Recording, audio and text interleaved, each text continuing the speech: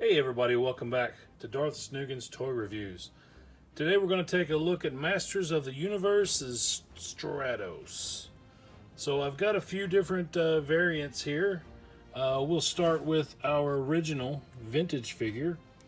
As you can see, he has wings that come off. They don't stay on very well. They have these little tabs that are hard to keep in place. And when you have a figure this old, if they don't want to go on, you really don't want to pry them because they will break. So I'm going to take these off. There's two different variants. There's one with the blue harness jetpack and red wings, and then there's one with the red jetpack and blue wings. And as you can see, these wings are in real bad shape. I'm holding them on with little bands. This guy doesn't stand at all. He's got the wobbly leg syndrome, and as you can see, he's got a lot of wear. But I keep him around just so I can have different examples of this figure. He has your standard movement in the arms. You can move the legs around a little bit. He does have that spring back action that most of the vintage figures have. And of course you can see that he's using the standard trunks. And he has the arms and legs that were used on Beastman. So it makes him a little short. He looks a little squatty with those little legs and the long arms. Makes him a little odd looking. I've always been a fan of the character and the depictions in all the different shows, but I've never been a huge fan of that figure simply because it doesn't want to stand. I'm going to set him off to the side, and we're going to jump ahead to our 2000X series. Now this version is way more elaborate. The wings are attached permanently. They don't come off, but they do have a lot more movement than what we're used to seeing. This one unfortunately has suffered some damage. One of the little things was broken off on his rocket pack here. As you can see, you can shoot that to press that down to shoot it. Oh, set that back there. So there's a lot of really cool sculpting and interesting articulation on this figure. He does have bend at the elbow, but his arms basically raise up. You do have some movement in the legs, but there's no bend at the knee, there's no rotation at the foot.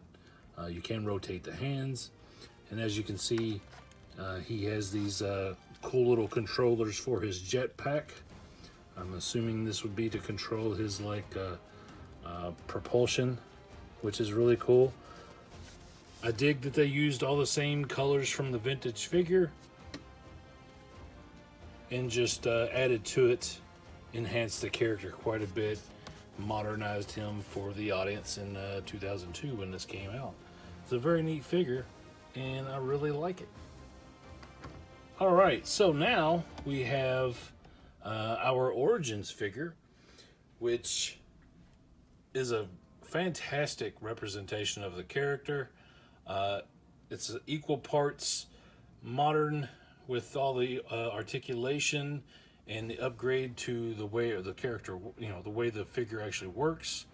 The way the wings attached to the arm is a lot better. They actually made these a lot sturdier than the vintage figure. And he has all that good articulation that we get from the Origins line.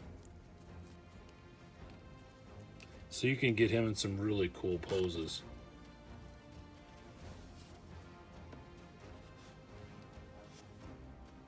Next, we have also from the Origins line, the mini comics version, which I'm not really fond of. I just really don't like that skin color on this figure, or fur color.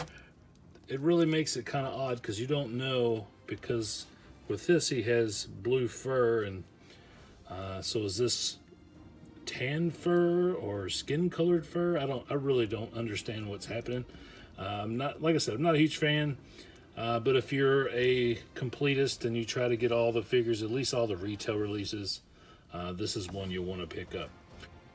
Next, we have our Netflix CG series version, which is completely different. It's a completely different take on the character. His wings are attached, they do not come off. And as you can see, they're made from this translucent plastic. They spin around. He can use those as his weapons. It very much makes me think of Falcon from the MCU because of the way the wings are. It's just really cool. It's a neat redesign for this character. Very different, very modern, a completely different. It's a different audience. The kids today may not really care about the old Birdman, but they might associate and relate to this version of the character, which is what you want. You want your audience to find your characters relevant, and kids today need representation, so that's a good thing that Mattel did here. He doesn't have a whole lot of articulation. You can move his arms, which gives him some of the cool flying motions here. He's got the spring forward on the waist, a little bit of ab crunch, and you can move the legs. And that's really about it, other than turning the head. And I guess I should note that you can turn his hands too.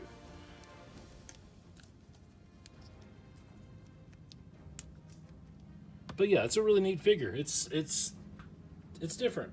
The only thing that I would do differently with this figure, and I hope that maybe we get a new version in the show where he gets an upgraded suit. I would like to see him have a full helmet. The goggles are fine. The rest of the design of the outfit is fine. I even like the wings because he can turn them on and off, and they will just appear and disappear, which is pretty cool. It's a different take. And as you can see, he doesn't really have a jetpack. Everything he does is from those wings that he generates with his gauntlets. So yeah, it's a different take. Alright, so we're going to try to get a few measurements and measure the height on these guys. And I'm just going to hold it up front here, and as you can see, he's under 5.5. He's like 5 1/4 inch. This is our vintage.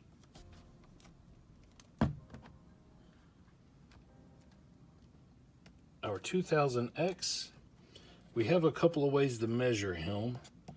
If you go basically to the top of his wings, and this one wants to stick up higher, but to be fair, we'll just keep those right about there. That's about 6 inches. And then at the top of his head, he's about 5.5 inch. Now when we get to our Origins figure, I'm going to stand him up straight.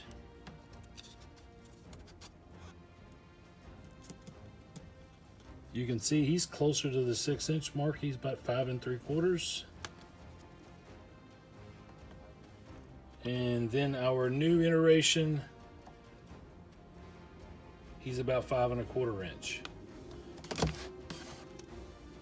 And if you measure him to the tip of his wings, that puts him at the 6 inch mark.